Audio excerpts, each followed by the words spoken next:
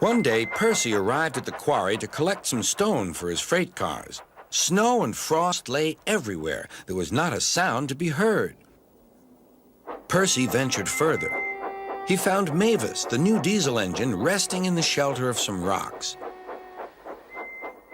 "Cheer up, Mavis," he whistled. Mavis was still remembering the trouble she'd had with cars. "Manager says I don't listen to advice. He says I've no business jauntering down Toby's line. Toby's a fusspot."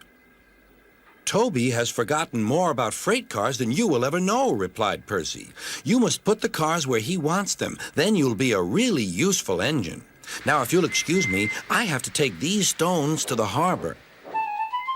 Mavis liked Percy, but she still wouldn't listen to his advice.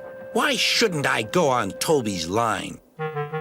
The siding arrangements were awkward. To put the cars where Toby wanted them, Mavis had to make several journeys. She started making a plan. "If we used the teeniest bit of Toby's line," she said to her driver, "we would save all this bother." Her driver, suspecting nothing, allowed them to go as far as the first level crossing.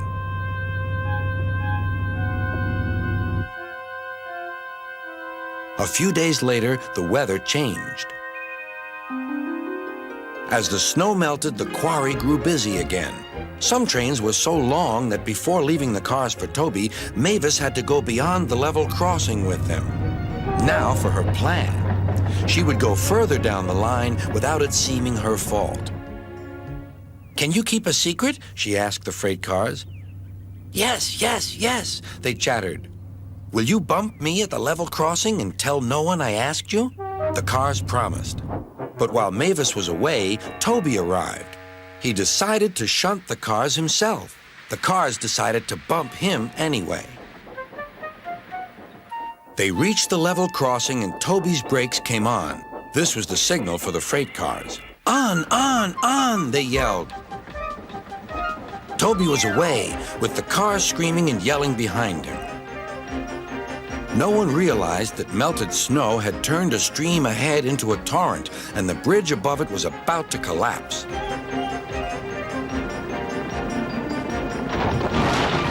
The rails were now like a tightrope across the thundering water. "Stop! Stop!" cried Toby. His driver fought for control. They came nearer and nearer to the bridge. It was all or nothing now. The driver braked hard.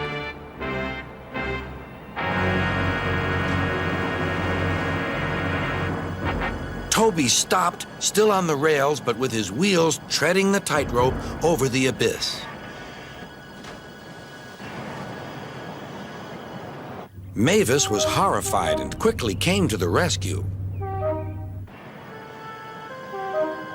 Workmen anchored Toby with ropes while she pulled the freight cars away. Then she helped Toby to safety.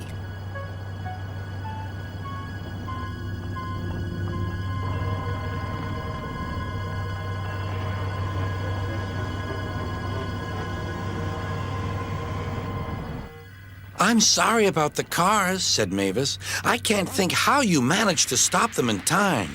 "Oh, well," said Toby, "my driver told me about circus people who walk tightropes, but I just didn't fancy doing it myself." Later, Sir Topham Hatt arrived. "A very smart piece of work," he said. "Mavis, you did well too, I hear." "It was my fault about those cars, sir," she faltered. "But if I could..." "Could what?" "Come down the line sometimes, sir. Toby says he'll show me what to do." "Certainly," replied Sir Topham Hatt, "if your manager agrees." And so it was arranged. Now Mavis is as happy as can be, and Sir Topham Hatt thinks she's really useful indeed.